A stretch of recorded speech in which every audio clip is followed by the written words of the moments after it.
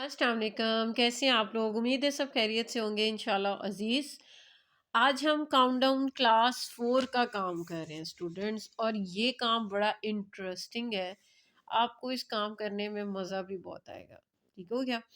सबसे पहले ये चैप्टर जो हमने स्टार्ट किया है काउंटडाउन क्लास 4 का, ये पैरामीटर और एरिया का चैप्टर है। ठीक है? जैसे कि आप देख सकते हैं, हम इसको स्टार्ट करते हैं फिलिंग द ब्लैंक से। और कुछ स्टूडेंट्स जो हैं, कुछ नहीं बेशुमार स्टूडेंट्स हैं जो इसमें प्रॉब्लमेटिक उनको होती है। बेसिकली उनको एरिया और फार्मूला जो है पैरामीटर, इसमें बड़ी एम्बिगुइटी होती है। थोड़ा सा मैं उसके हवाले से पहले गाइड कर देती हूँ, और इसका यूजेज किस तरह से है वो भी हम आपको स्टेप बाय स्टेप गाइड करेंगे। आपने परेशान बिल्कुल नहीं होना। जब आप हमारी वीडियो देखें ना, तो ये जो परेशानियाँ आपके माइंड में मैथ्स को लेके है ना, ये डस्टबिन में डाल के आया करें, क्योंकि यहाँ पे वो सब कुछ होने वाला है जो आपकी रिक्वायरमेंट होती है। बेसिकली अब हम जो चैप्टर है पैरामीटर और एरिया का, उसके हवाले से आपको मैं गाइड कर देती हूँ। पहले मैं यहाँ पे लिख लूँ पैरामीटर एंड एरिया। अब यहाँ पे ना जो स्टूडेंट्स हैं ना, इसके फार्मूलाज पे बड़े पैनिक होते हैं। पहले तो हम उसको डिस्कस करते हैं। दूसरा ये है कि आपको ये पता होना चाहिए कि पैरामीटर पी से डिनोट किया जाता है, और एरिया जो है वो स्टूडेंट्स ए से डिनोट किया जाता है। ठीक है, ये पता होना लाजमी है।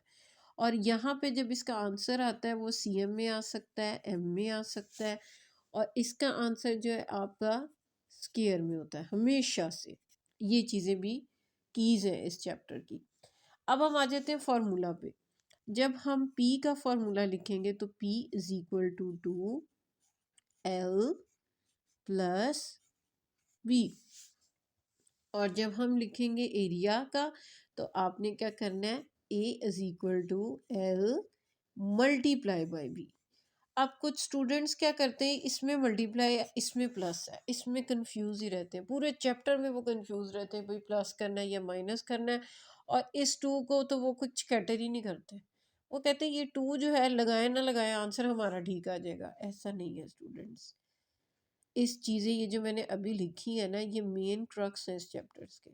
अगर आप इसको नहीं फॉलो करेंगे तो आपका चैप्टर जो है ये कंप्लीट नहीं होगा। और प्रॉपर जो है ये दोनों फार्मूलाज आपको अच्छे से आने चाहिए। इतने आसान है, मुश्किल नहीं है।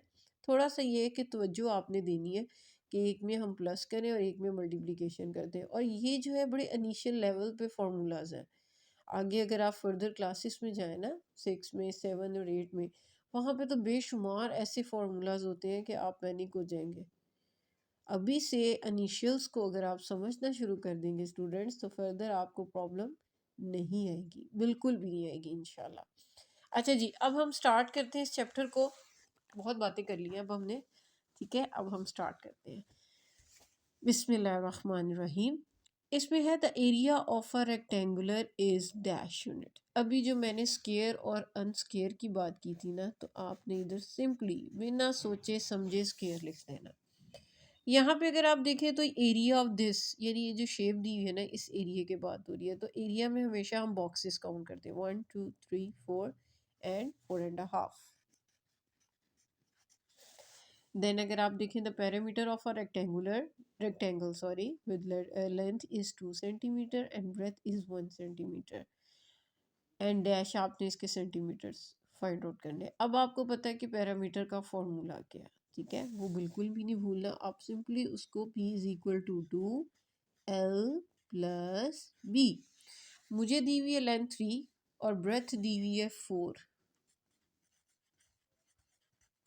3 और 4 को आपने प्लस कर लेना, 7 आ जाएगा। 2 7 जार 14। आपने यहाँ पे लिखना है 14 centimetre, not square, because it is not a area, it is parameter. तो सिंपल सेंटीमीटर आप इसको लिख देंगे।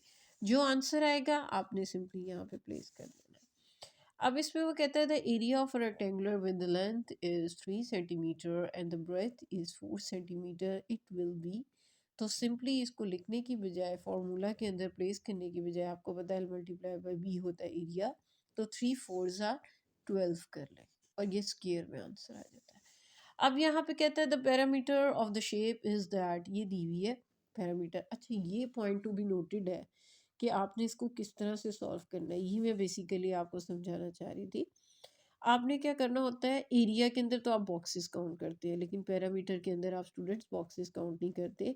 आप यहाँ पे एक पॉइंट लगा लें कि हम यहाँ से शुरू करें, 1 2 3 4 5 6 7 8 एंड 9 एंड 10। यानी इस तरह से अगर ये आप पॉइंट आउट करें तो आपके पास इसका आंसर आ जाता है 10 सेंटीमीटर। सेंटीमीटर ऑलरेडी लिखा हुआ है तो आपके पास ये 10 आ जाता है। अच्छा, कुछ स्टूडेंट्स ये होते हैं वो फार्मूला के अंदर अप्लाई करना चाहते हैं तो उनको भी हम गाइड कर देते हैं। अगर फार्मूला के लिए अप्लाई करना चाहते हैं तो ये आपकी हमेशा लेंथ होती है, ठीक है। इस तरह से लेंथ होती है, इस तरह से ब्रेथ होती है। इसका ज़रा डिफरेंट रूल है पैरामीटर और एरिया में, इस वजह से क्योंकि ये कंस्ट्रक्शंस के अकॉर्डिंगली यूज़ होता है, दैट्स वाई। यहाँ पे अगर आप देखें तो ये 3 है और ये 2 है, ठीक है। तो 3 और 2 को अगर आप प्लस करते हैं तो 5 आ जाता है। फिर जो फार्मूला का 2 ये सब बाहर लिखा होता है, इससे मल्टीप्लाई करें तो आपके पास 10 ही आ जाएगा। इस तरह से भी कर सकते हैं। अब वो कहता है state whether the following are true or false, the amount of the surface the shapes cover is called its area. ये तो बात बिल्कुल करेक्ट है। इसमें उसने ये बताया है कि जो सरफेस कवर करती है ना कोई भी शेप, तो वो उसका एरिया होता है। Simple is that.